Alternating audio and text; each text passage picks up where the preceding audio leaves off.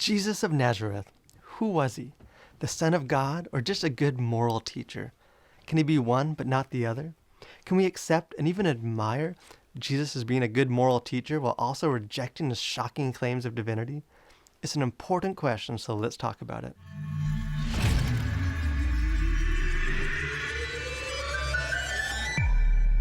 Was Jesus just a good moral teacher? He was certainly a moral man and a dynamic teacher. His emphasis on love and self-sacrifice is as commendable to an atheist as it is to a religious person. But, of course, Jesus said a lot more than just easy-to-digest moral sound bites. He also claimed to be the way, the truth, and the life, the Savior, the only path to heaven, a master over the powers of nature. He foretold the future and declared that he would rise from the dead. Above all, Jesus claimed to be divine, the one and only Son of God. In light of all of these claims, the moral and the theological, what conclusions can we make about his identity? Logically, we're faced with a trilemma, a choice between three distinct possibilities.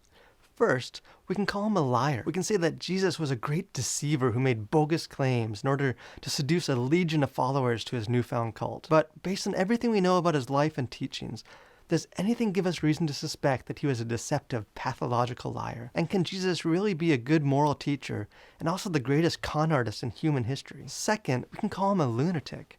If Jesus did not intentionally deceive people, and we have no reason to assume that he did, then he must have sincerely believed what he said was true. Thus, we might conclude that despite being well-meaning, he was crazy, a maniac, a raging lunatic. But when we read the teachings of Jesus, do they sound like the words of an insane man? And can Jesus really be a good, wise teacher and also a psychotic madman? So, if Jesus was not a liar and he was not a lunatic, then we're left with a third conclusion, that Jesus was telling the truth, that he was and is exactly who he claimed to be.